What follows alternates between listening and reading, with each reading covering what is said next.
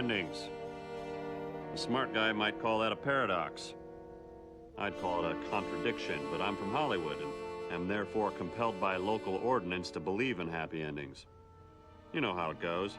The hero gets the girl, the bad guy gets shot in the gut, and you can leave the theater knowing justice has been served and things can still make sense sometimes. Then the next morning, the actress you'd seen smiling on screen a day before is found dead, hanging by her neck within the O in the Hollywood sign because Variety dropped her name in an expose on crow's feet. I guess that's why they call it the Dream Factory. Dreams. A bad dream might have you waking up in a cold sweat. They never tell you it's the sweetest dreams that give you the worst hangovers. My dream begins and ends where a lot of dreams begin and end. Hollywood, 1947. It started the way most of these things start, on a Monday.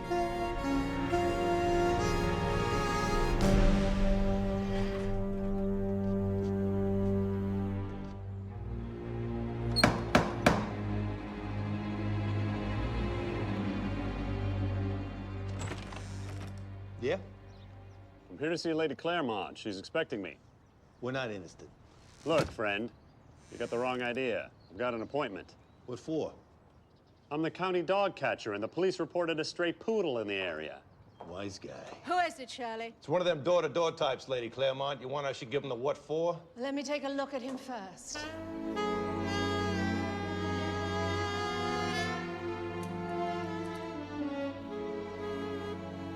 Whatever he's selling, I'll take a year's supply. I'm Charlie Nichols, Miss Claremont. You said you wanted to see me. Yes, of course. Come in. Shirley, take Mr. Nichols' hat and coat. By all means, take my hat and coat, Shirley. What's your drink, Mr. Nichols? I'll have whatever you're having. A flaming gay Paris. That'll be fine. Thanks. Nice place you got here. Better be. Biggest non-military structure this side of the Mississippi. Right the luck. We're out of coconuts. Make yourself at home, Mr. Nichols. I'll be right back. Mother, I swear this is the last time I ride that Lipizzana. If it were up to me, You're not Mother. Say, you're right. Ever think about being a PI? I'm Veronica. You must be Charlie Nichols. Must I? They say you're the best private dick in the city. I'll have to thank my publicist. They also say you're a man of low morals and high ideals. Oof. Looks like you got a hitch in your pelvis. It's that Lipizzana I got for Christmas. He gives, but he won't break. Maybe you ride him too hard. Maybe he's a big boy who needs to learn a lesson. Maybe he's smart enough to teach you a thing or two. Maybe he's a dumb buck who doesn't know what's good for him. Maybe he'll get fed up and knock you on your butt. Maybe I'll like it. Veronica. I see you've met Charlie Nichols. I was just leaving, Mother. I'd better feed that Lipizzana. You're welcome to join me if you want, Mr. Nichols. That is, if you know anything about pounding hay.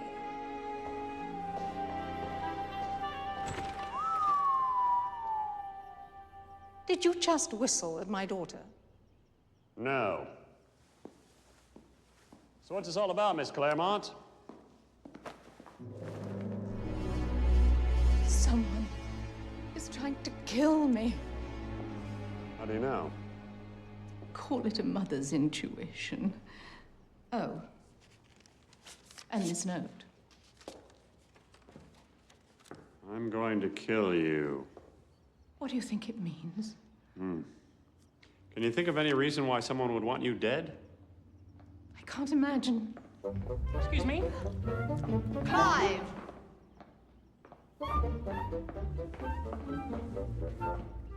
Aren't you going to say hello? Hello. Oh, really, Clive? This is my son, Mr. Nichols. I like to think of him as an idiot. Savant. Clive, this is Charlie Nichols. I'll be working for your mother. Oh, I've heard of Mr. Nichols. His name frequently appears in the scandal sheets. Is it true? What they say about the prevalence of marijuana in Hollywood? That it's no longer the domain of the itinerant jazzman? Clive, please. Don't bore our guest. And stand up straight. And try to walk with some confidence instead of mincing on those little feet of yours. Did you fire Wilson like I asked? Not yet, Mother! What are you waiting for? Oh, you are so graven, Clive. And lazy. And stupid. I want that man fired immediately. I will not tolerate a criminal in our midst. And get that peanut butter out of your mouth. You know I hate it when you eat directly from the jar.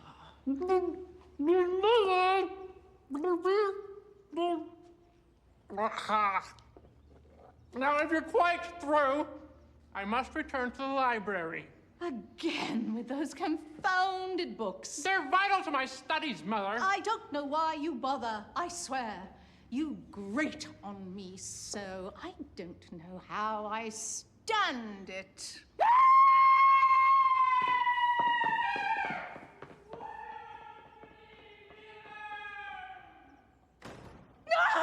Sure you can't think of anyone who would want you dead? Jaime! I have finished the garden by the reflecting pool, as you have asked. Oh, good. Now, go home. You're fired. Senora? That's right, fired. So you can take your things, oh, and that little hot tamale that you've been seen with, and clear out. Do you mean my sister? And make it quick, or I'll have you deported. Back to Mexico. but I'm from España. You heard me. Either it is Mexico or nothing. But why, Senora? Why? Don't think I don't know about the petunias. Petunias, Senora? The other day, I saw a man looking exactly like you selling my petunias outside Angelus Temple in Echo Park. But, Senora, to be dismissed summarily and in so perfunctory a manner, and just 1 week before completing my master's thesis. Jaime, please, I don't speak Mexican. And I can't bear to hear you throttle the English language with such vile impunity. Charlie! You will pay for this, and the spirits of my ancestors will mock your soul as it rides on the devil's pitchfork to the irritating level. You will pay! You will pay! I won't deny a woman of my stature has enemies, Mr. Nichols. But I fear no one. What about the Bengal diamond? Bengal diamond. Oh, that old legend. I fear you've been reading too much. Quit the hanky-panky. Don't think I don't know about the diamond. But how could you? Well, for starters, I can see it. It's right there, behind you. Where? There. Where? There, in a display case on the wall.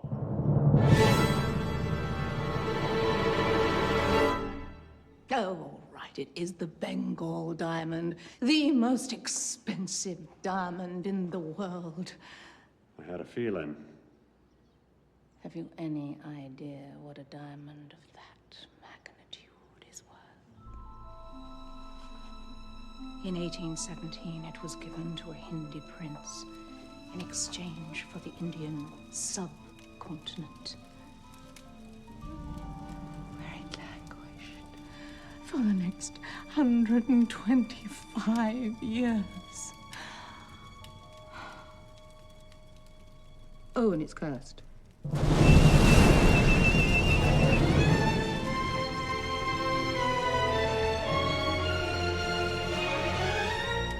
It was given to me by a man who loved me very deeply. Yeah. I'll bet. You're a cynic. You've never been in love, Mr. Nichols? I was in love once. Never again. Love is for suckers. So, who's this boyfriend of yours anyway? I'm not at liberty to say. That does it. Coconuts! Stop it. You hear me? Stop it. I don't know what little game you got cooked up for me, but I'm not playing, get it? I've never been much for games. Well, sure, I play my share of Monopoly, but if you take me for a sucker, we'll sit by smiling while you fiddle with the dice and move the game pieces around when I'm not looking and lie about the price of hotels on Pennsylvania Avenue, then I don't care if you're willing to trade me the B&O, the Reading, and Marvin Gardens for Park Place. And you know why? Because dames like you always start the game with Boardwalk. If you've got Boardwalk and Park Place, it doesn't matter what cards everybody else is holding. They're all Baltic Avenue to you. Shirley, my coat and hat! You better watch your mouth, pal. Lady Claremont had me pegged as a day player, a patsy, a stooge, an extra waving palm fronds while she paraded through a courtyard of Ethiopians and lepers. To add insult to injury, someone in a 1940 Ford coupe had been casing the joint.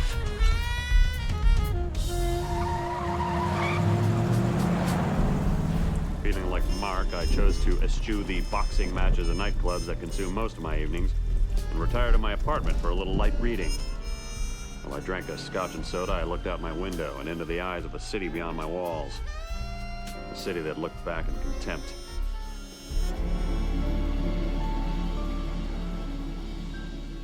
I'm here.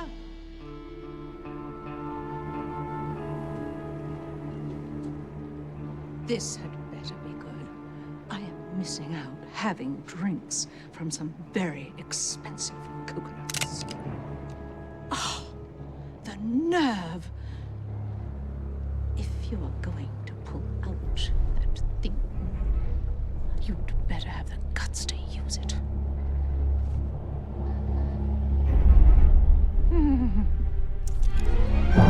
Who's this? You shot me. How dare you?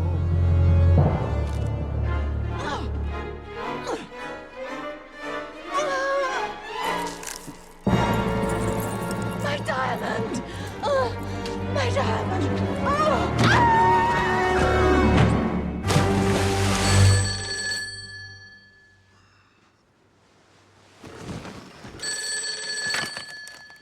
Charlie, Yeah. I just got some bad news over the wire. Ida, what's wrong? Lady Claremont's been murdered. Murdered? They found her body under Echo Park Bridge. Echo Park Bridge. I let you down, Charlie. I should have seen it coming. Take it easy, Precious. I'll swing by, see if I can come up with anything. Be careful, Charlie. Yeah, see you at the office. I guess the lady's life was in danger after all. Sure, she was rotten, but she needed my help and I gave her the brush off. That's why old man Guilt was gnawing at my gut like a beaver would a tree stump. Echo Park. By day, it's a regular picture postcard. Sweethearts and paddle boats, old men feeding candies to ducks, and kids playing stickball. But once the sun goes down, it becomes a different kind of postcard. The kind you can't buy in a hotel lobby. One with a picture of a reefer man getting stabbed in the belly by a crazed hobo, where the center's written, "Dear Mom, greetings from Los Angeles. You'll never see me again, so don't bother looking. Love, Travis."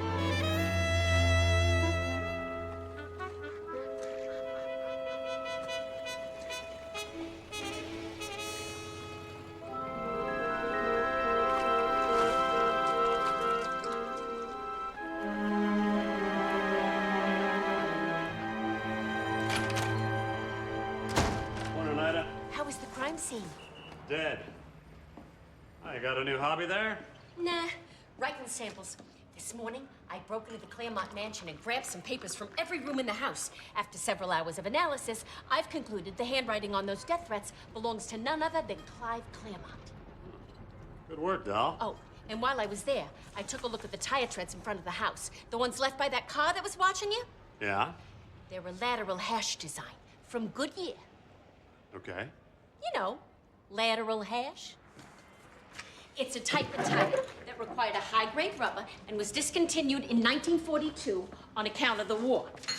That means that car ain't been driven much in 5 years. So, on a hunch, I checked with some retirement homes in the area, and the folks at the Happy Tidings home in Brentwood had a car stolen from one of their residents 2 weeks ago. A 1940 blue Ford Coupe. Oh, that takes care of the car. What's that you got there? Geneva Brothers. Sounds fancy. Yeah, I found that in Echo Park. Let me just take a look at the old jewelry database.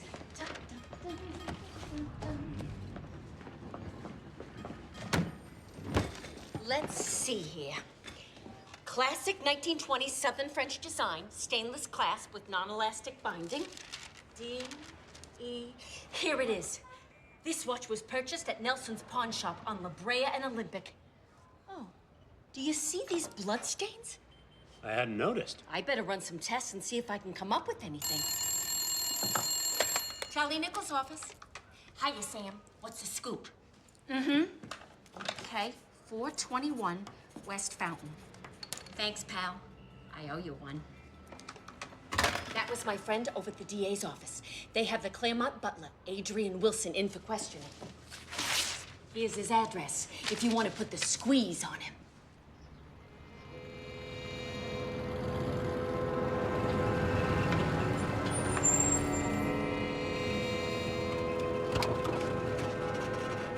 Adrian Wilson pitted olives and iron tea cozies for the Claremonts for 30 years before they gave him his walking papers. The LAPD and I don't agree on much, but we both know that if an employer fires a butler on the same day she gets killed, then that butler is the prime suspect. Searching for some support to relieve that crushing sensation in your neck. My God, you're evil!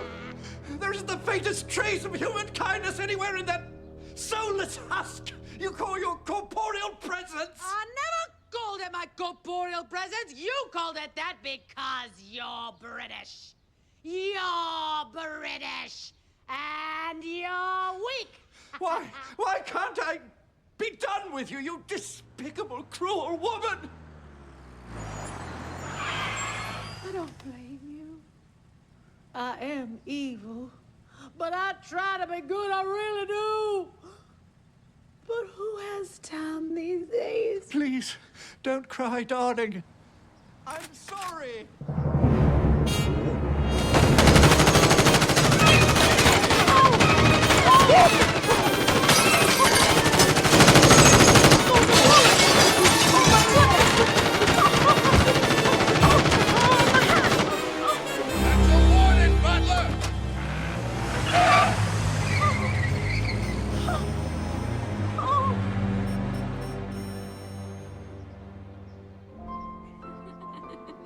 I was too busy dodging bullets to make out the hired meat with the gat, so I cheesed it and headed over to Tony's Liquor Lounge on Cahuenga for a heart-to-heart with boy millionaire Clive Claremont. It's true. I didn't get along too well with Mother. I suspect you've heard the gossip. A little. I know you left her little note saying you were gonna kill her. Oh, those. We so enjoyed ribbing one another. And I also know that despite all of her wealth, the premature death of your father in a Pennsylvania coal fire, she was notoriously cheap. Oh, it wasn't as bad as all that. She'd give you acorns for your birthday. That must have upset you. Not particularly. They were collected from the acorn tree outside your house. Well, it's the thought that counts, Mr. Nichols. She wouldn't gather them herself. She'd make you do it. Well, I was... And as an extra little touch, just so you didn't get spoiled, she'd make you give the acorns to charity, wouldn't she? Now, see here, what's the point of all this? Did you kill your mother, Mr. Claremont? Of course not! How dare you, sir? Look here, Fauntleroy. Nobody raises their voice to Charlie Nichols, see? Now, I know your mother's murder must have been hard on you, but it just so happens that with the 50 million simoleons you look to inherit, due to your old lady's untimely run-in with the business end of a Smith & Wesson, you've hit the top of the LAPD's most likely prep school flunky to ice their mother list. So either you play straight with me, or you keep cracking wise. Get yourself fitted for a new pair of striped pajamas, capiche? Yes, I'm sorry, Mr. Nichols, you're right. I apologize if I've acted untoward. Don't worry about it. I should have known it was you making a rumpus. Oh, Louis, Henry, I didn't know you mugs were still working here. Look, Charlie, we don't want no trouble. No trouble, huh? Well, that's good, because me and my friend could use a drink. Your money's no good here. The boss won't take it, Charlie. You know that.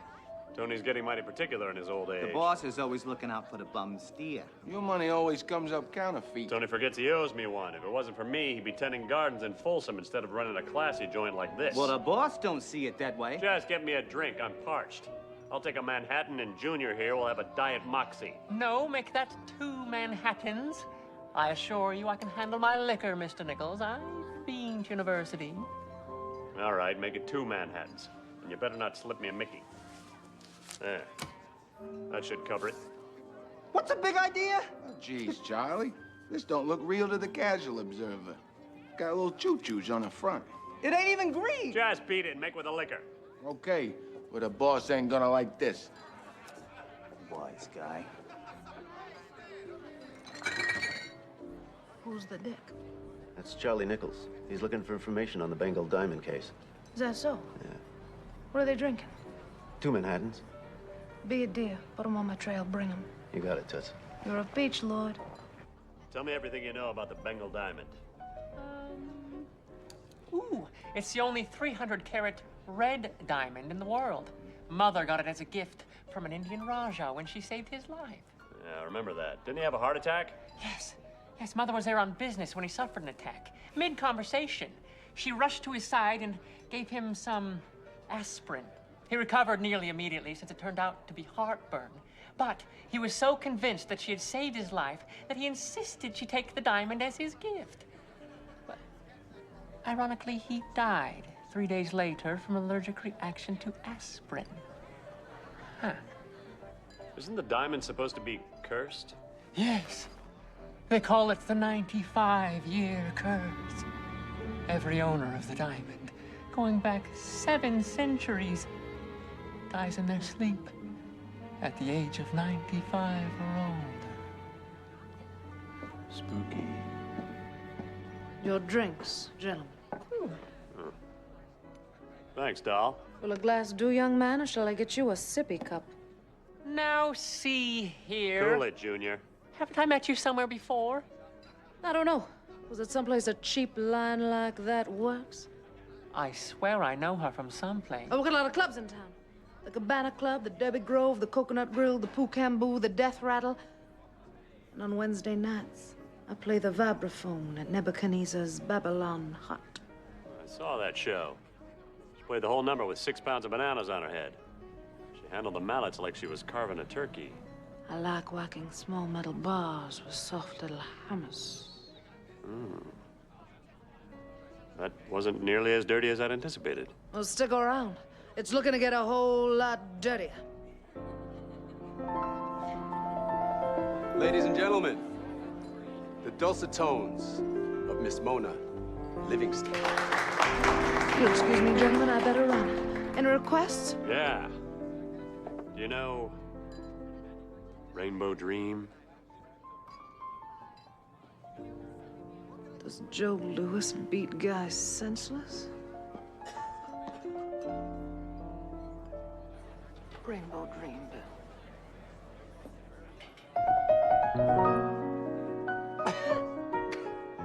Goodness. What's in this? Nothing you'll find in one of your universities.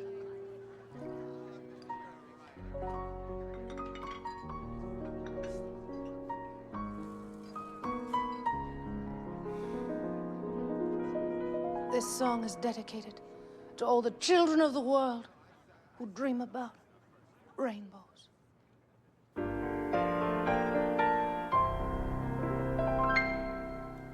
Dream about a rainbow, a bright, enchanted rainbow.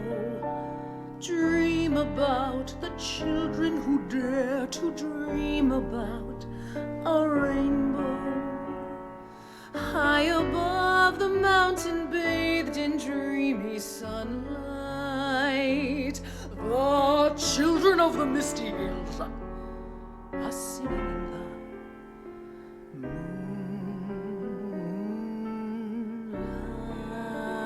moonlight. Seek shelter in a rainbow dream, sing the children of the hillside. Things are not as bad as they seem. There are few wild cougars from which to hide. Always reach for the brightest star, sing the children of the hillside.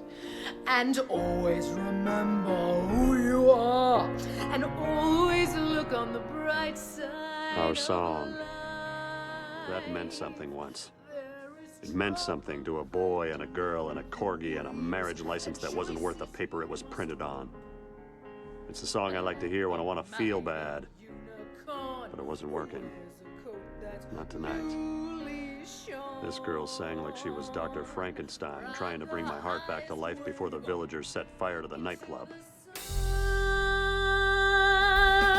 Live that rainbow dream into the place where children play. Cross that raging stream or the bridge of happy days. Come along and join the winning team. Your heart has so much to say and save a dream for me. Come on and save a dream for me.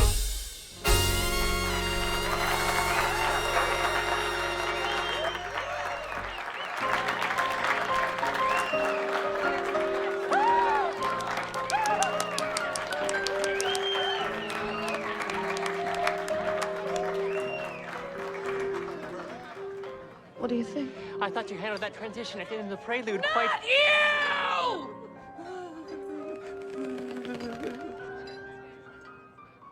Him. What do you need my opinion for? You don't know me from Adam. I know you're Charlie Nichols. Is that so? I know you're a private dick, and you've been searching all over Los Angeles for a lead on the Claremont Diamond case. Looks like you're quite the gumshoe yourself. Anything you could fill me in on? You're a fool, Charlie. Every two-bedroom and Snoopy McSnoopkins in town is trying to crack this case. What makes you think you can do any better? Suppose I told you I know who the killer is. Suppose I said I didn't believe you. Suppose that broke me up inside. Suppose I told you to go roller skating to forget your troubles. Suppose I went roller skating, fell and skinned my knee. Suppose I kissed your boo-boo and made it all better. Suppose that wasn't my boo-boo you were kissing. Charlie, it's Tony. Oh, excuse me, Miss Livingston. That's all right, Louis. What is it? It's Tony. He's awful mad about the funny money emanating from your table, Charlie. And Miss Livingston, he said he was fed up with your shenanigans. He said you were a no-good tramp, and if he ever saw your face again, he'd kill you, dame or no dame. I never seen him like this. You bet his damn scray. I gotta go. I can't be seen here like this. Better get out of here. The next time you sing, it'll be through a fat lip. Let that big monkey try. I wouldn't push my luck with Tony if I were you. Can you get home all right? I don't have a car. I can't drive. Get your things. You're coming with us. Mr. Nichols, I've got it. I know where I've seen Miss Livingston before. It was on the night of the murder. I was across the street from the library when I bumped into her, causing me to drop my books. I noticed she seemed rather nervous. Kid, take it easy. It's not that bad. Kid!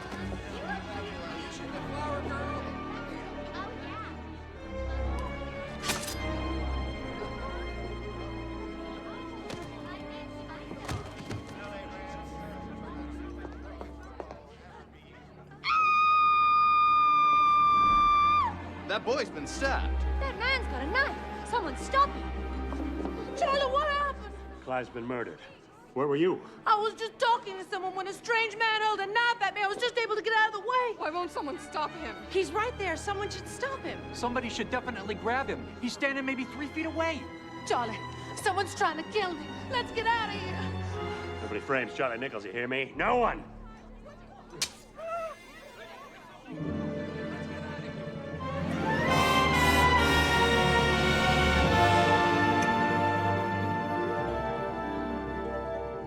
Suppose we ought to run. Oh. Suppose we ought to. Come on. Hold it right there, bud.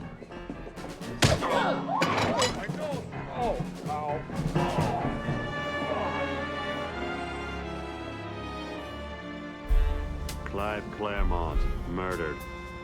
In just 48 hours, he went from ne'er-do-well to captain of industry to the losing player in a game of knife-in-the-back patty cake. And as for the girl, Mona Livingston, the minute I saw her, I knew I had to have her. I don't know why. Maybe it was her gams, or her hair, or her spectacular set of pipes. Whatever it was, she had a hold on me like a wolverine on a moose.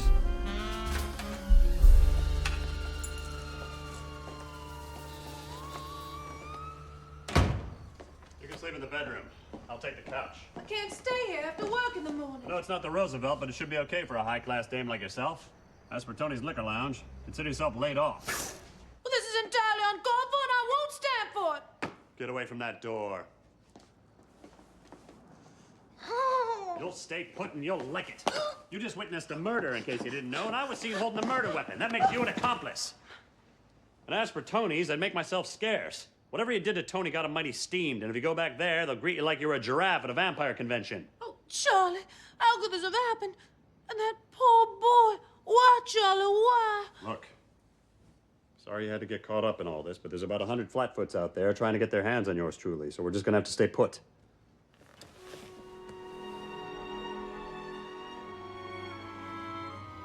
How long do we have to stay holed up like this? I don't know.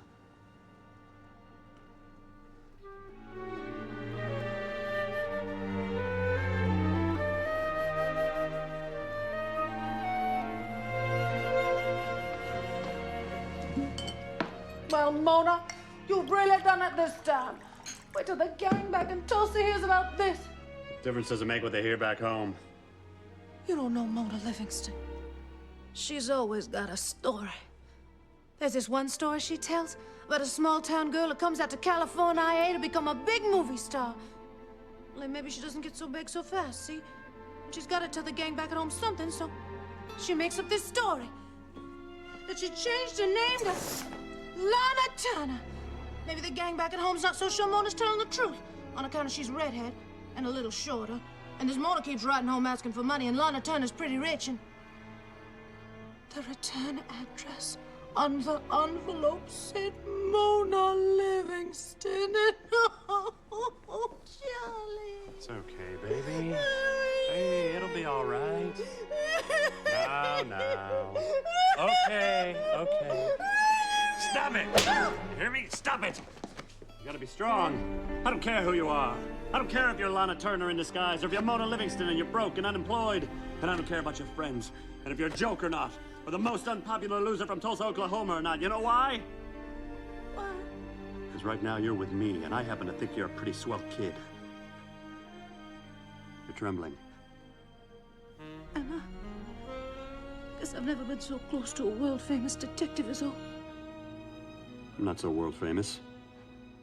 Once you get to know me.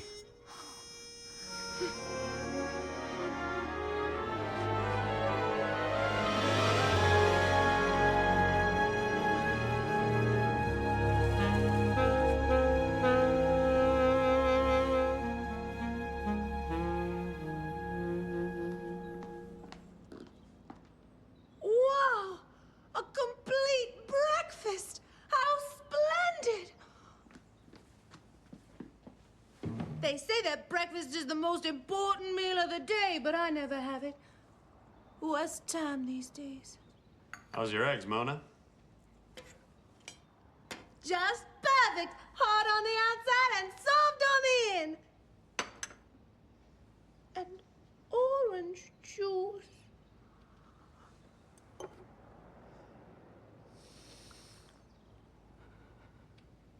We owe a lot to oranges when you think about it. They give us so much and ask for so little in return. Charlie, who is it? I don't know. You better hide in the other room. What are they gonna? Hurry!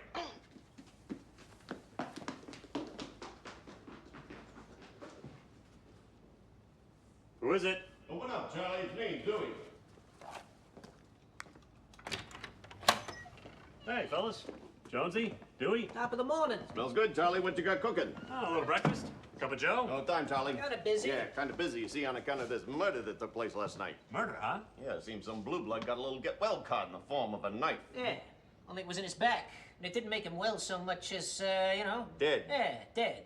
So you wouldn't know anything about that, would you? Jeez, that's awful. What's this world coming to? In a handbasket, I says. The victim was a one Clive Claremont, and the whole sordid affair took place last night at Tony's Liquor Lounge. You boys been reading too many dime novels. I wasn't there last night. I was at my office reorganizing my to-do files. To do what? Murder kid?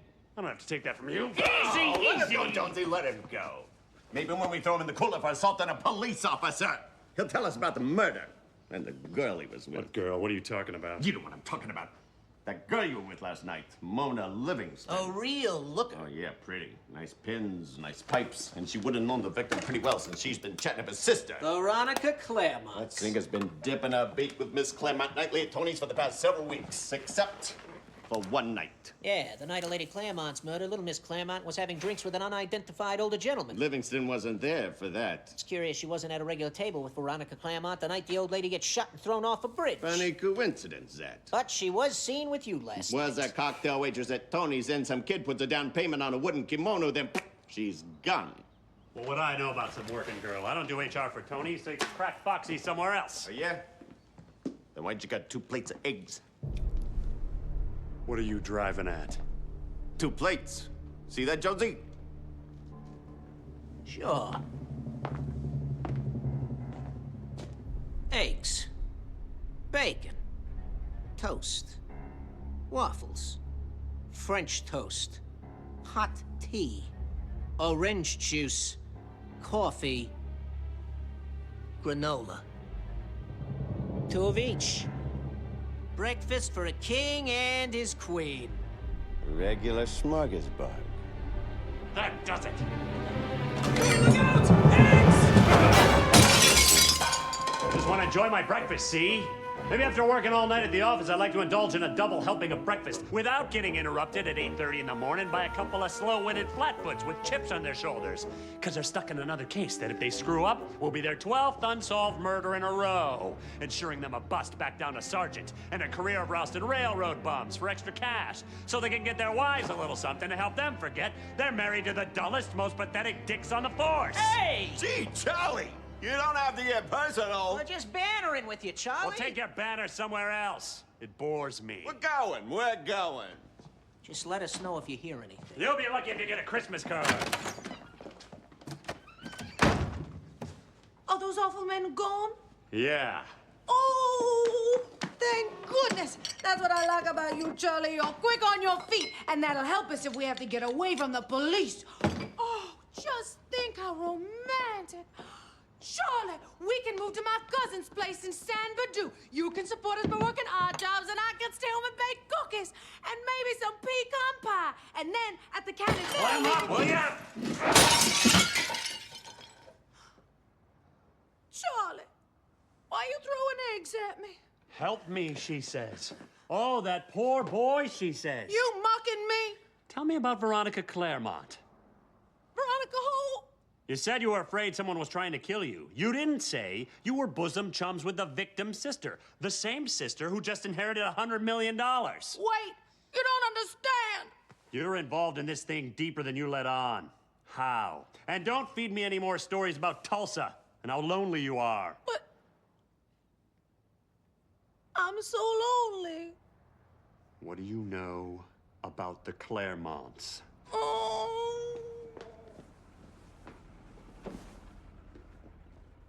You're right. I deserve your scorn. I'm a terrible liar sometimes. I know I am. It's just that I've never been so close to death before. And that boy, and that knife, and I... Look, Mona, I'm not the police, but I can't help you unless you level with me. Veronica Claremont started coming into Tony's about 6 weeks ago.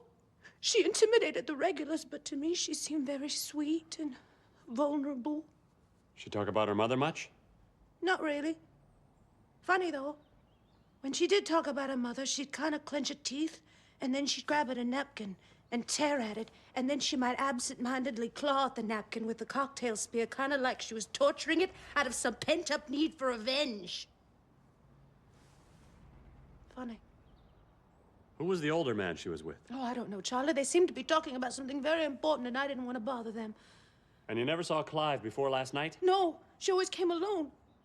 What about the butler? She ever talk about him? The butler? I don't know anything about a butler. Did she ever talk about the diamond? Charles, I swear I heard about the diamond until it was in all the papers. Where are you going? We gotta get to the office. Charlie, don't leave me. It'll be all right, sweetheart. You just lay low here for a while. Help yourself to whatever's in the icebox. I'll be back this afternoon. Wait, do you believe me? It's very important that you do. I believe you, baby. Do you love me, Charlie?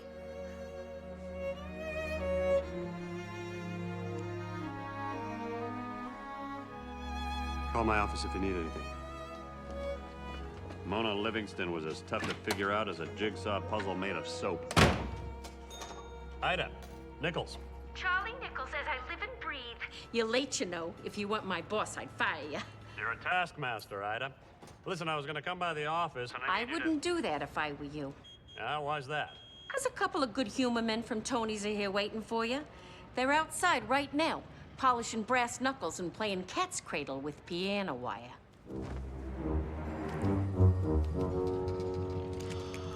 Oh, and you got a phone call from a man who says his life's in danger and he needs to see you right away. He lives in La Loma, in Chavez Ravine.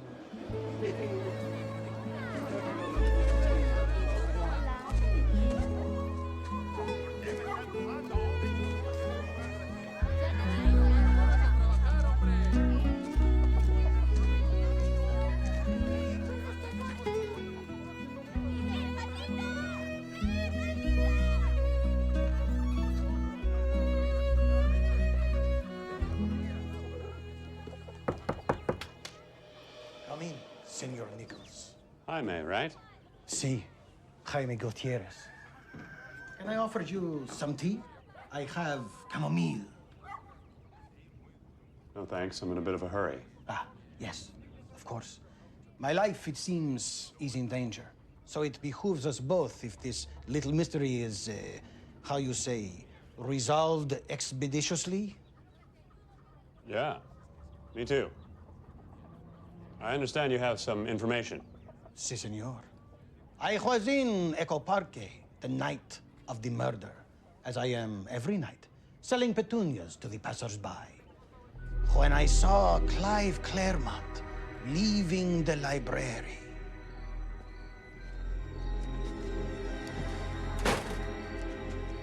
Good night, Clive. Thank you, Miss Hutchinson, for keeping the library open so late in the evening. Oh, Clive, you're such a charming boy.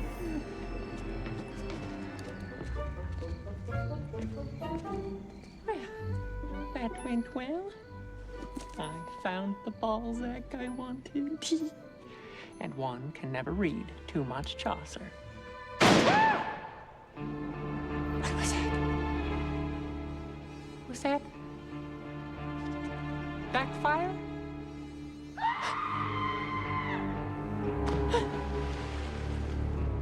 What a harrowing scream! And that splashing sound. A woman must have been alarmed by her car backfiring and then panicked and threw a bucket of water in her tailpipe. But why would someone carry a bucket of water in her car? Watch it, stupid! Pardon me, madam, but I believe you owe me an apology. Out of my way! Why, but you're sweating. I said move it! I wonder where she's going in such a hurry.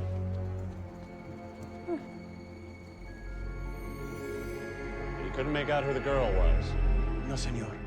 There was just enough light that I could see everything except that. Well, thanks for the tip, Jaime. Now, if you'll excuse me. Yes, I had better get to work myself. I must pack my things. The city is tearing down my community, and the paving process begins in 4 days. Yeah, I heard about that. It's a tough break. It's not so bad. The city tells me that my little home will provide parking for up to 3 cars. True they're planning on building a ballpark up here? No, just parking.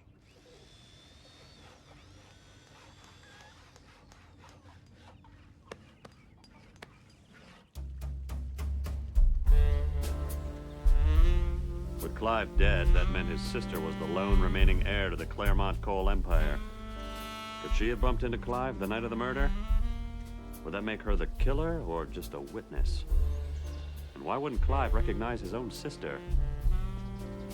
Are you gonna say something? Or are you just going to stand there watching me put on cocoa butter? I was waiting for you to stop, but it's taken 15 minutes. Mind if I ask you a few questions? Are you going to grill me? Excuse me? Isn't that what they call it in your profession, Mr. Nichols? Grilling a suspect? Well, I only grill women as a last resort. I don't mind. You can ask me all sorts of things. I think you'll find me quite pliable. Why are you still investigating this case? Do you always work so hard for free? I work twice as hard when I'm getting paid. Some might say that's awful naive, trying to solve a crime that's none of your business. Well, people are cynical. I think it's cute. I think you're cute. If I answered one of your questions falsely, could you tell I was lying? Or would you believe every little thing I say? Or isn't that something they teach you in detective school? I guess I'm pretty good at reading lips. Is that so? Read these. Well, what'd they say? Inconclusive. I'll need a follow-up.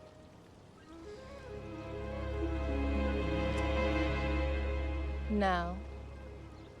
I think they're trying to tell me your whereabouts on the night of your mother's murder. I was training my lipids on her, Brutus. You trained him that afternoon. How often do you ride that horse? For your information, Mr. Nichols, I have 6 Lipizzaner stallions, 3 thoroughbreds, 2 greyhounds, and 1 gamecock. Each one requires several hours of work, day and night. Tell me, how do you tend to all that livestock and still prowl seedy bars at night? Seedy bars? What do you... Look, baby, I know you spent every evening for the past 6 weeks throwing back cocktails with the dead-enders at Tony's Liquor Lounge, so you can peddle your wares somewhere else, because I'm not buying. Mr. Nichols, where do you get these tawdry rumors? You were there that night, weren't you? I was. After I rode Brutus at about 9 o'clock, getting home at 3 the next morning. You weren't alone. You were with a man, an older man. I'm always with older men. But you knew this man intimately. Who was he? I was with Wilson, our butler. He was in the market for some tea and sympathy, so I thought I'd oblige. You make social visits with him often? Just once before, at Tony's 2 days previous. He's been in our family since I was a child. Taught me how to ride horses and how to train gamecocks. What'd you talk about? Mostly we talked about Mother. You may not know this, Charlie, but he and my mother were lovers once. To Mother, it was a fling, but he was desperately in love with her. When he arrived at Tony's that night, he was very upset and very drunk. Did he leave with you? We talked for a couple of hours. He made a crude pass at me, as all men do eventually, then excused himself and went home. He's a good man. He knew my father in the First World War. They served together? Father was a colonel in the army, and Wilson was a corporal in an English butler squadron. After the war, he came to work for us. You ever notice anything suspicious? Not particularly. Oh, he kept a snub-nosed .45 in the pantry. Is that standard issue for Bel Air help? He only needed it because he had $75,000 in gambling debts, and people were always threatening to kill him. Who threatened to kill him? I don't know. I remember these 2 thugs used to come by every few months and break and then re-break his legs. There was a lot of screaming, so I had trouble making out who sent them. It was something Siegel. Bugsy something. That could be anyone. Listen, Charlie. I know my unorthodox way of dealing with the loss of 2 close family members by sunning myself isn't the best way to evoke sympathy, but... You just keep tanning. Leave the rest to me. I'll be waiting. Hey, Doll. Oh, hiya, Charlie. Looks like our butler's got a little gambling problem. 75 large. He's in debt to the tune of 75. Yeah. What's my little bookworm working on now? Clues, Charlie. Again? You know me, Charlie. I love a good snoop. What do you got? You know that girl Mona you've been seeing? Oh, I can tell you right now, that's a dead end, sweetheart. She had nothing to do with this. I know the police were looking for her, so I thought I'd do a little following up. You know how Veronica Claremont and the butler had drinks the night of the murder? Yeah, just found that out. I thought it was pretty likely that Mona maybe struck up a friendship with the guy. It's impossible. She told me herself she never met him. I wanted to get a precise time the butler was at Tony's. So, I went rummaging through Wilson's trash can. I found 5 bottles of gin, 4 bottles of sweet vermouth, 4 bottles of Campari, and several orange twists. And you know what that means? No, what? He's a Negroni man. Then, this afternoon, dressed as Shelley, an androgynous grifter persona I invented whenever I need information, I was able to sneak into Tony's office, whack Tony over the head with a blackjack, and rifle through their receipts going back 3 days. And wouldn't you know it? On the night of the murder, between 9:30 and midnight, one tab had 7 Negronis and 3 champagne cocktails. Wilson and Veronica. Mm-hmm. That tab was closed out at 12 sharp, but at the same time, at a table in the back, a new tab was started with 3 Negronis and 2 wine spritzes. And guess whose shift ended at midnight? I don't know. Mona Livingston. And 2 days before that, the same thing. And same 6 p.m. to 12 a.m. shift for Mona both nights. I don't know, Ida. That's pretty circumstantial. I thought so, too. So, I went to the library on a hunch and found these. The Bengal Diamond, Memoirs of Lord Thumbchussel Diamond Collector, and Diamond Theft Made Easy. So? These are the only 3 books in the LA Central Library on the Bengal Diamond and diamond theft, and look who last checked them out.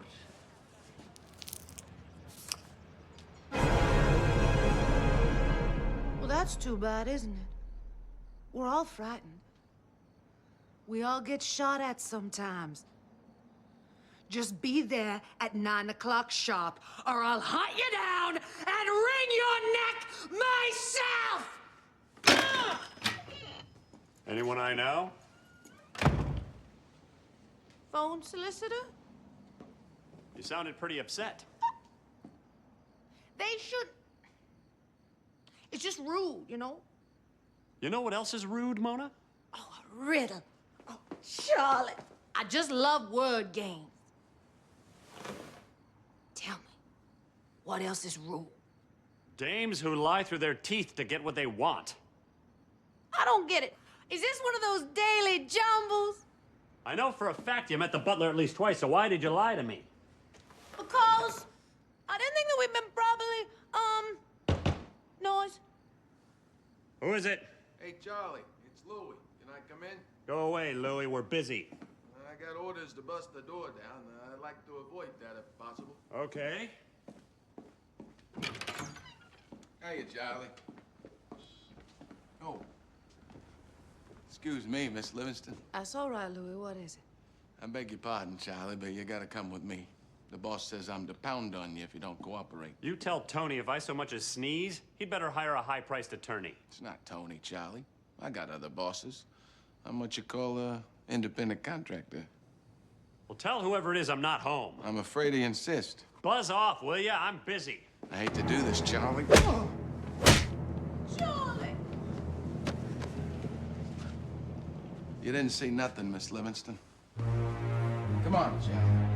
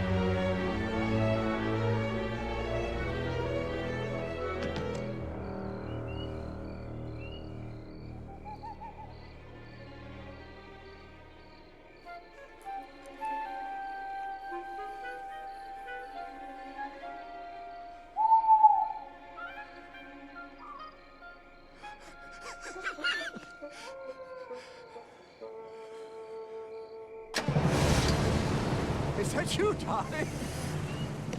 I'm so relieved you're here. I must admit, I was a bit uneasy standing out here, all alone in Laurel Canyon in the dead of night. You'll be relieved to know that I've closed all my accounts and tied up all the loose ends, just as you've asked. So I'm now untraceable. No more authorities hounding us, no more questions. Why, I could disappear from the face of the earth forever, and no one would even notice.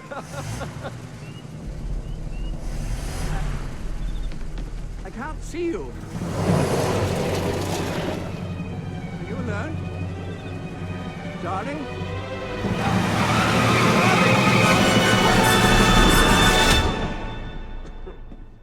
Now, clench your jaw. Too bad your head is not as smart as your mouth. Louis, untie him and leave us alone for a minute.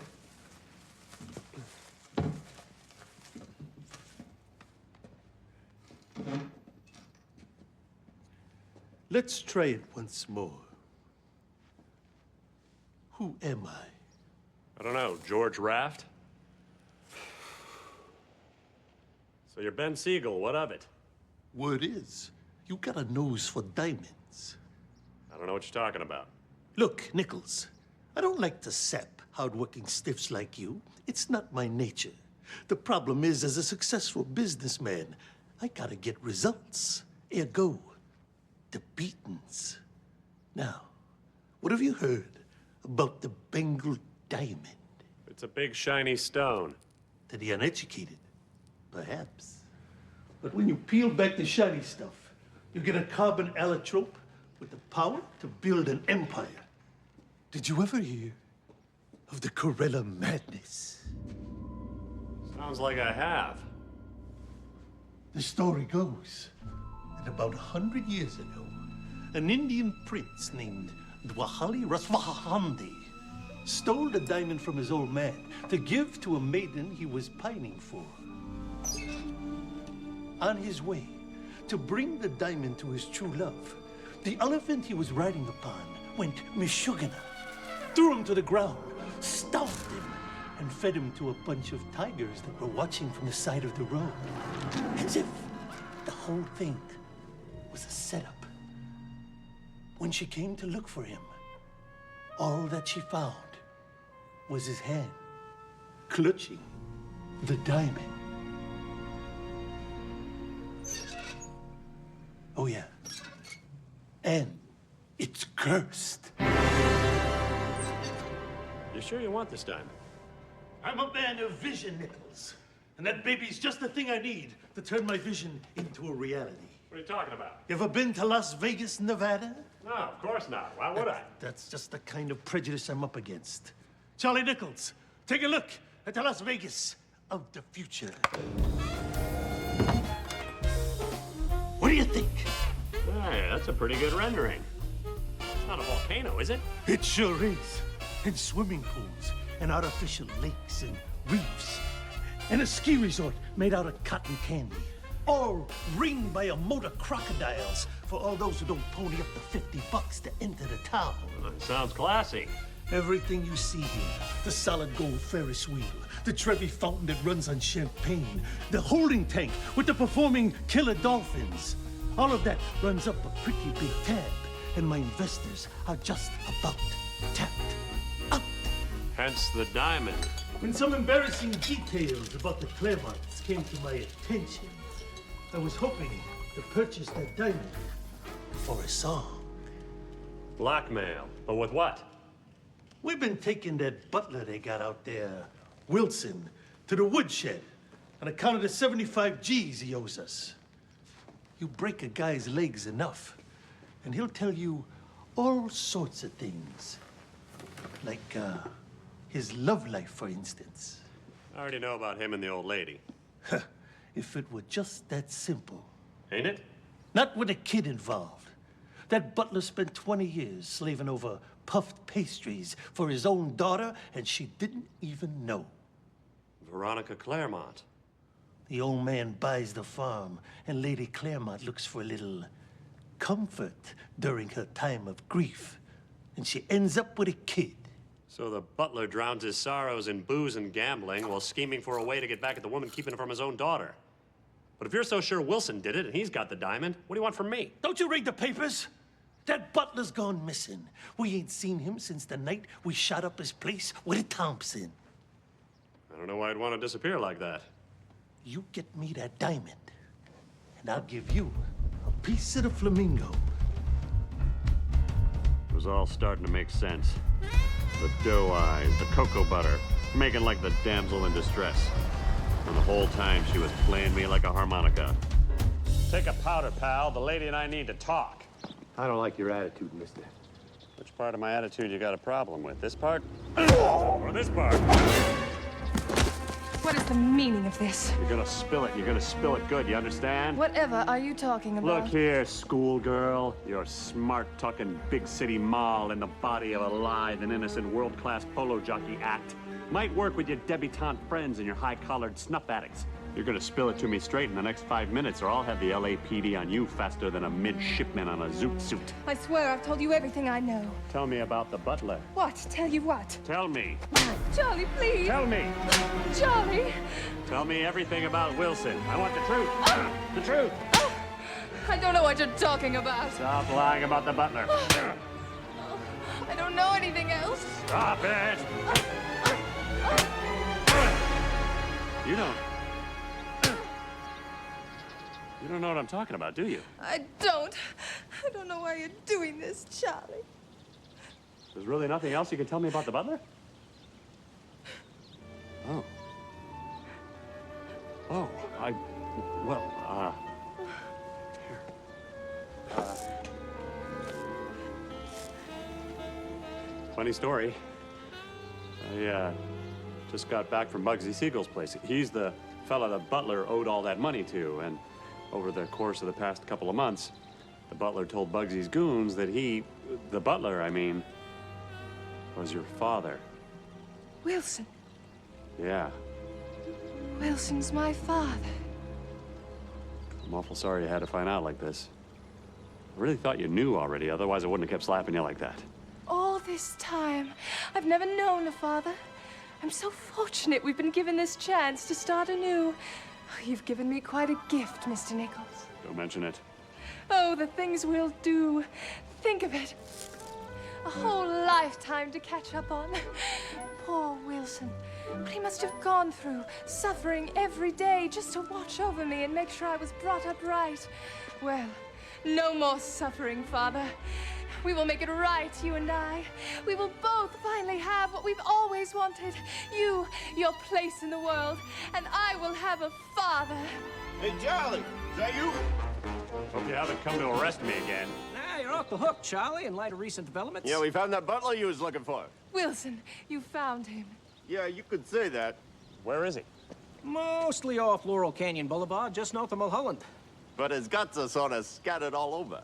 You mean he's dead in a doornail? Guts all scattered. All over.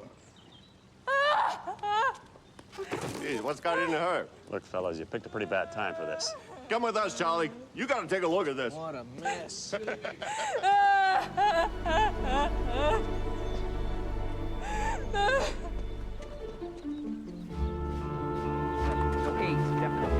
this is the 8th body you've uncovered in Laurel Canyon in the last year. That's right, miss. And of all the bodies I found, this has to be the most rewarding. Rewarding. They're coming.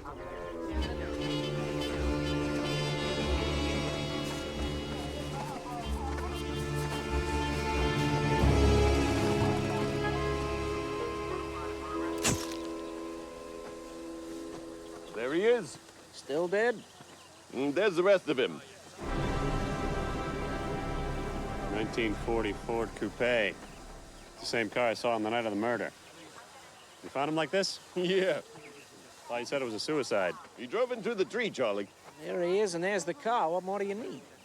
He was hit by the car, Jonesy. A fella doesn't have an accident and then fall out of the car and then have it run into him. Well, this guy did. We got proof. Yeah, the butler left a suicide note with all the details. Yeah, that's how come you're no longer a suspect. It's all Jake. He spills the whole thing out. From A to Z. Dear world, I am killing myself because I can no longer live with the guilt. It was I who killed Lady Claremont and her son Clive for the diamond.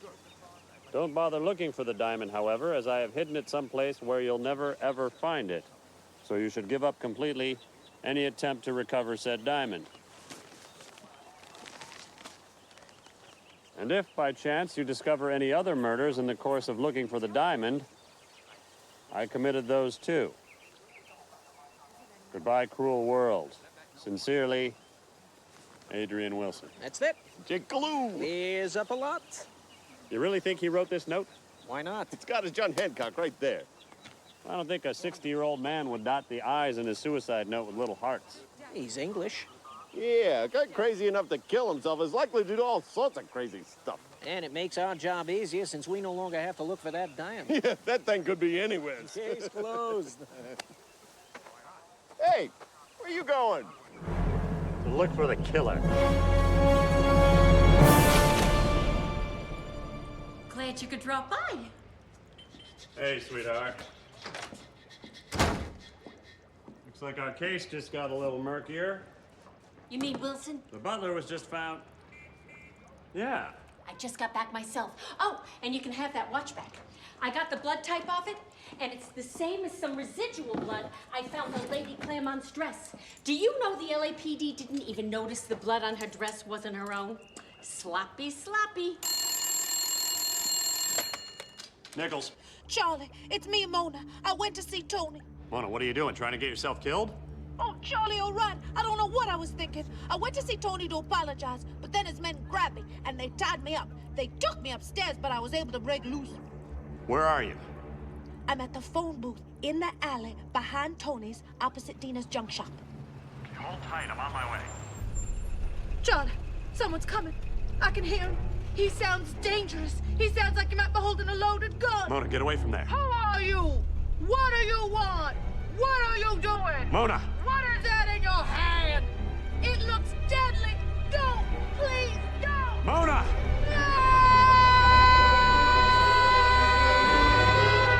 Mona!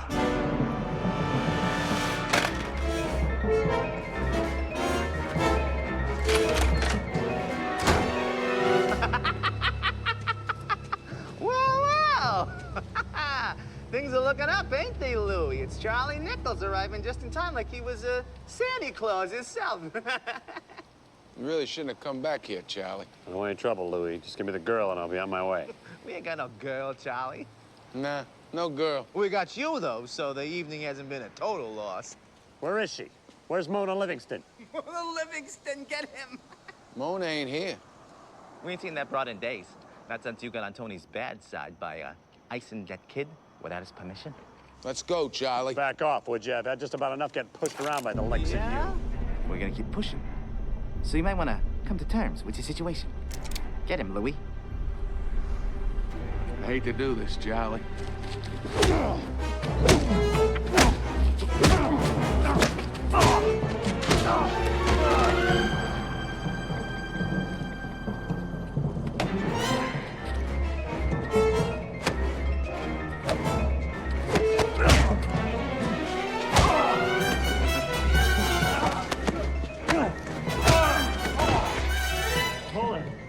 Hold it. Would you hold it, please?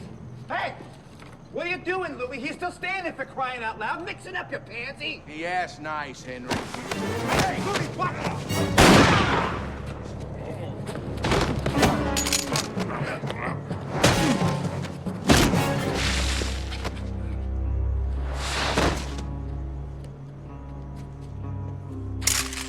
Oh, my arm, Charlie. I got shot. Oh, jeepers. That's smart. Let me see it. Hold on. Hold on. There, how's that? Snug? Yeah, better, I guess. Kind of tingly. Did you get hit anywhere else? I don't think so. Good, and this shouldn't do any permanent damage. I deserve that. What say you, me, and your pulpy arm have a little chat? Oh. Sure, Charlie. I feel real bad about what happened. I'll tell you anything you want to know. First of all, where's Mona? She got away. From a couple of big fellas like yourselves? She's very resourceful. You know that.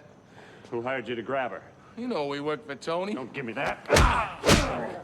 Claremont case is closed. So why the hit job? I don't know what you're talking about. Okay. I got another boss. Bugsy? No, not Bugsy, not for this. I can't, Charlie. I just can't. Well, we're staying here all night until you fess up. I got the jitters, Charlie. I never wanted to hurt nobody real bad, you know? But I was told to do one bad thing and then another and then...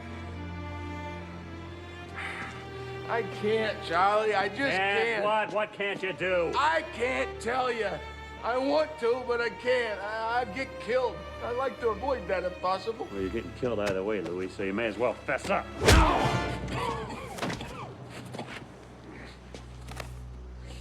Butler. I know the papers said that he'd done himself in, but that was no suicide, I can tell you that. That was my cop, Charlie. I did it. I didn't do those other murders, I swear. And I didn't want to do this one, but I had no choice.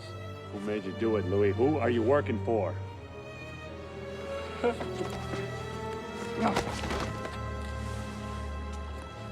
Charlie! Are you all right? I'm good. I heard the shots. Are you hurt? No, I got out okay. Louis! Is he dead? Just sleeping. Did he do it, Charlie? Was he the killer this whole time? Nah, he's just a button man. Button man? What do you mean? He's a hired gun, get it? A trigger man. A Bruno. A dropper. A torpedo. A hatchet man. You mean he hurts people for money? Clear as crystal, baby. Only I gotta figure out who's paying his rent. Charlie. Oh, this killing. It's so awful. Protect me, Charlie. Protect me, please. I'll take care of you, sweetheart. First, I better make sure nothing happens to that kisser of yours.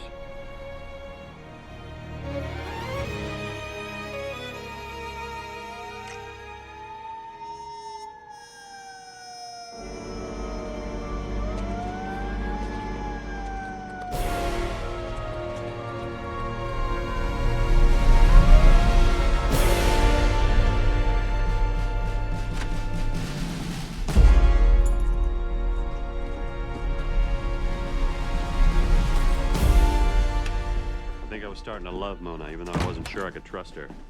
But why fall in love with a broad you can trust? That's like reading a book you already know the ending to. Can I fix you a drink, lover? Listen, baby, I've been talking to a lot of people the last 24 hours, and I got a couple questions that need answering.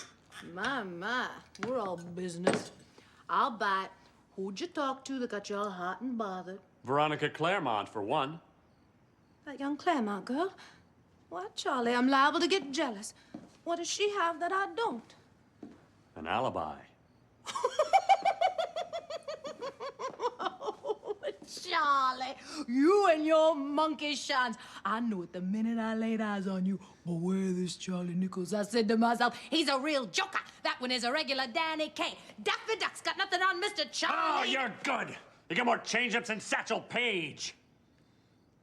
What have I done except come to you for help? Is it my fault that Veronica Claremont and the butler had just ended a torrid love affair on the night of Lady Claremont's murder? Oops. There was no love affair, Mona, and you know it. The butler was Veronica Claremont's father, only he could never tell her. Even after several drinks, there are some things so tough to say to a person that a fellow will break his own heart to pieces rather than say it. Poor slob. I hope I'm never alone like that butler, Charlie. What's that you're working on there, Mona? Some cranes. Some origami cranes. 3,000 origami cranes placed one by one in the shape of a rhombus.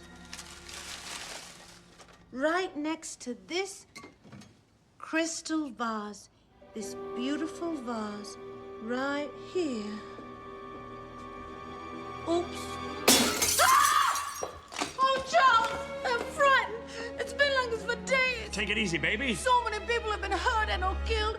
I have Tony's people after me and the police, and now I'm afraid even you have me pegged as a killer. I'm on your side, baby. You just have to trust me. I love you, Charlie. I could trust you better if you told me you loved me. I can't do it, baby. I've been hurt too much. I just can't take that chance. Why do you do it, Charlie? Do what? Risk your neck for people who usually wind up getting killed anyways. You ever work in the oil business? The oil business? Ever see what an oil well does to a man who mistakenly sticks his head over the gush cap of a clogged drill? Oh, Charlie. It's been 11 years as an oil executive.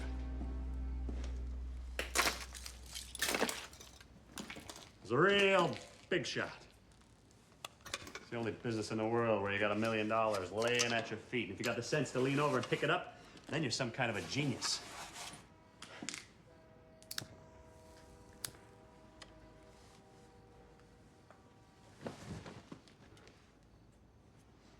That is until one day, after a typical 3-martini lunch, a 19-year-old intern asks if he can see what's wrong with the clogged drill, and you tell him, "Sure, kid, knock yourself out. Just don't stick your head over that gush cap." Seems like the kid didn't hear that last part.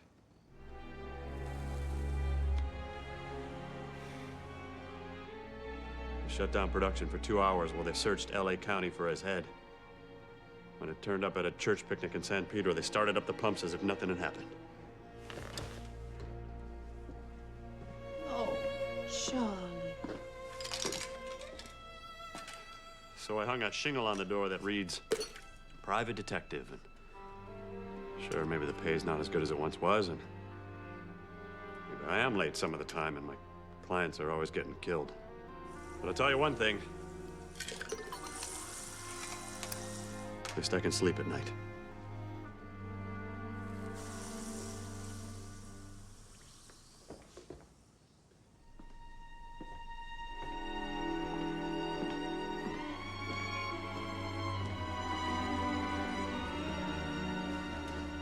You know, if you aren't careful, a girl could get the idea you're a pretty swell joke.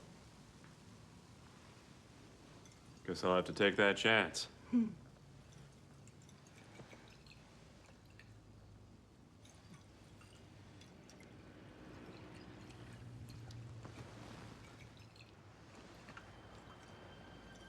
What's wrong, Charlie?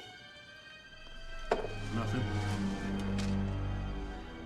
I just got a headache is all. Must be all the excitement. Yeah.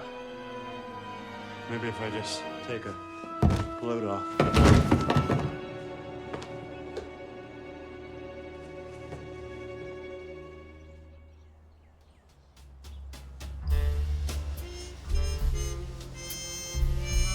Whatever she put in my drink must have been pretty strong.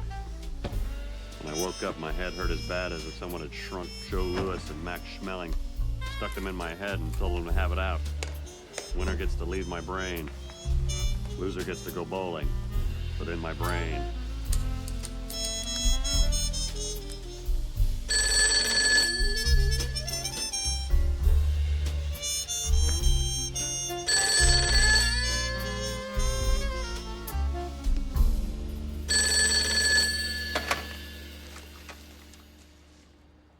Nichols.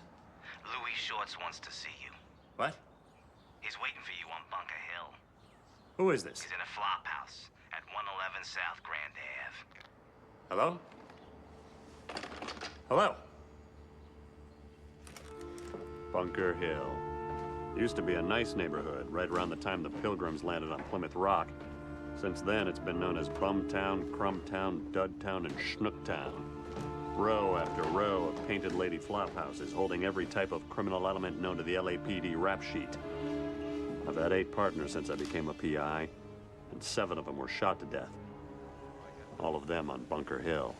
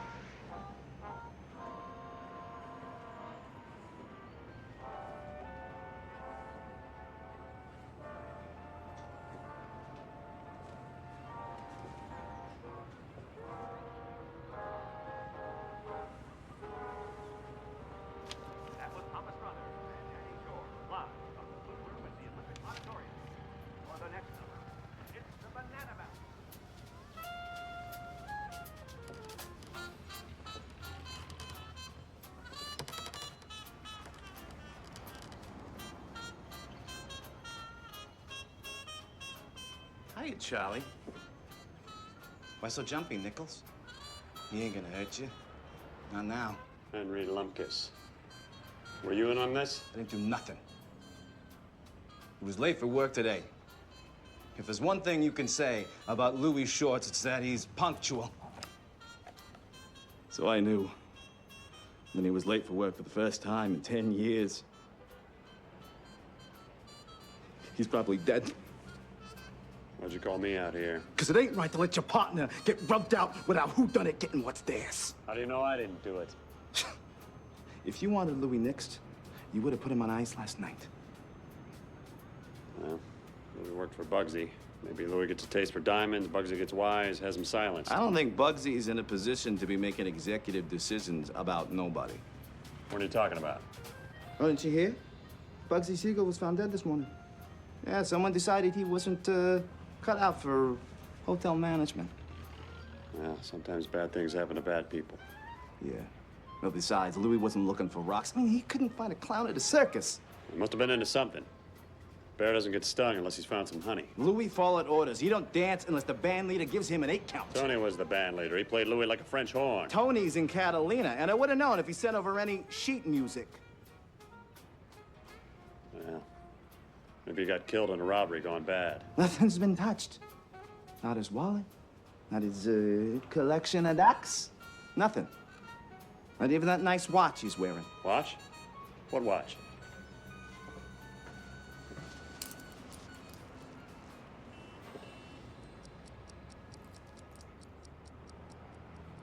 Geneva Brothers. Hey, where you going? Louis'd been silenced, all right. Silenced, but good. He wasn't killed for money or comeuppance, but because he was the only person left who could identify the killer of Lady Claremont. I had a pretty good idea myself, but I was hoping to be proved wrong. Did you get any results? I cross-checked the fingerprints and blood type on the watch with the security records at Tony's and... Yeah? You ain't gonna like this, Charlie. The murderer of Lady Claremont.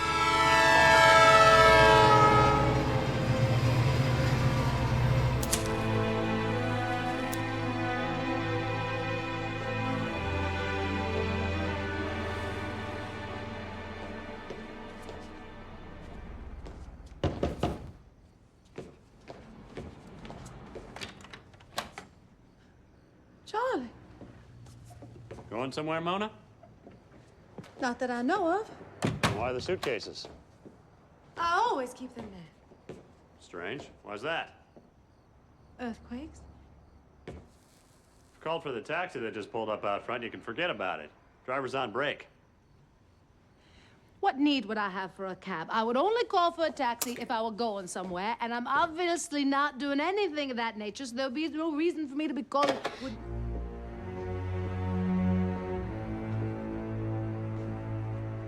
What's this?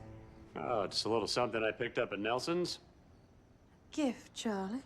I'm surprised at you. I never figured you for the time. Cut the rhubarb. That's your watch and you know it. I don't know. I found that in Echo Park the morning after Lady Claremont's murder. Had more of your fingerprints on it than a... Well, it had a lot of fingerprints. That's impossible. And wrist prints. Blood stains, too, that match your type. But Charles, I swear I've never seen that watch before in my life. Don't play dumb with me, Mona. Makes your neck look fat. All right. I admit it, I bought the watch. But I never killed that girl. You've got to listen to me. I know I'm not perfect. I know I'm a liar. I'll always be a liar. I lie about everything. All the time. Constantly. I lie so much, even I don't know when I'm telling the truth. But regardless of my past extensive history of lying and the many lies I will tell in the future, you've got to believe me this one time when I tell you I had nothing to do with the tragic shooting of Lady Claremont. You will protect me. Won't you, Charlie? You're so very strong and palpable right here. I can feel Stop you. it.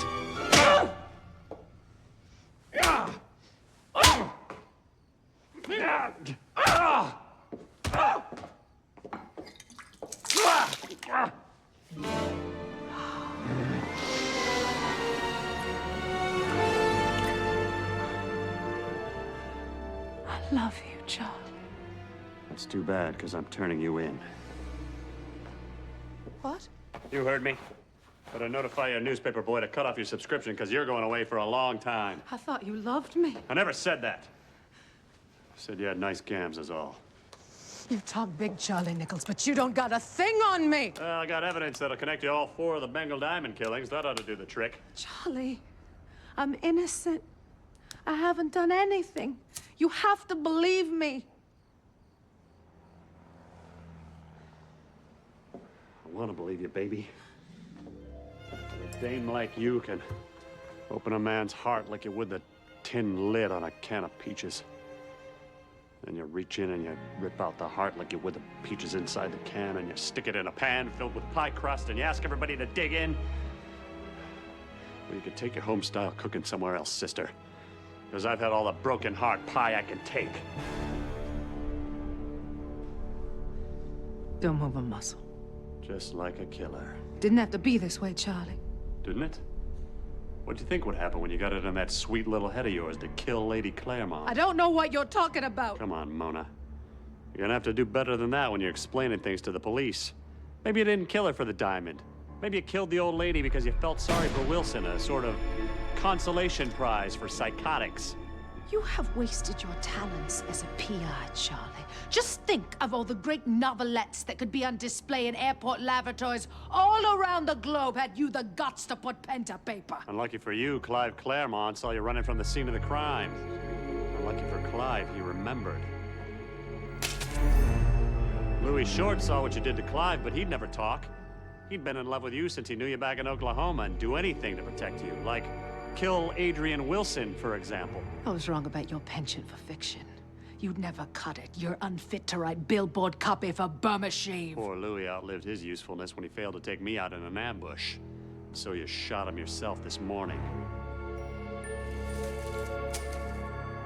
Your gears are slipping. You're infringing on the incoherent scribblings of the mentally ill. You know I was in the other room when the Claremont boy was killed, and I was in Hollywood when Lady Claremont was murdered in Echo Park, and I don't know how to use a sniper's rifle, so I couldn't have killed Bugsy Siegel. Wait a minute. Who said you killed Bugsy Siegel? You said... I assumed... I was a fool to believe you loved me.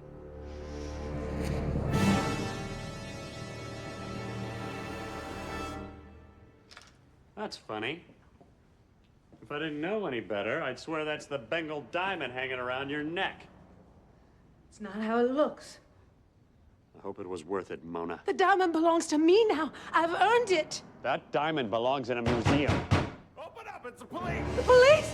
It's over, baby. Put the gun down. It's us, Charlie. Let us in. I'd love to oblige, fellas, but I got a 38 suggesting otherwise. Give up, Mona. You had your fun, but it's You over. got 3 seconds, lady. We're busting down the door. Cool it, fellas. Let me handle this. You open that door, and I swear by God, I'll kill him. You better clear out, Charlie, when we bust in there. Put the gun down, Mona. I ain't going to Tehachapi, Charlie. No one sends Mona Livingston up the river. 2!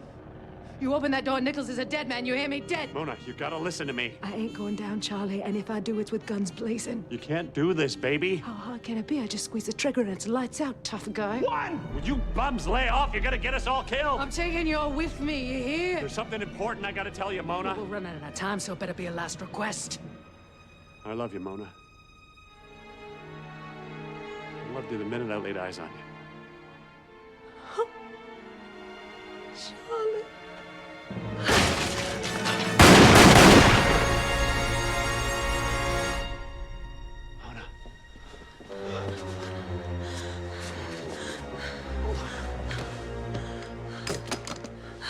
Mona, why'd you do it?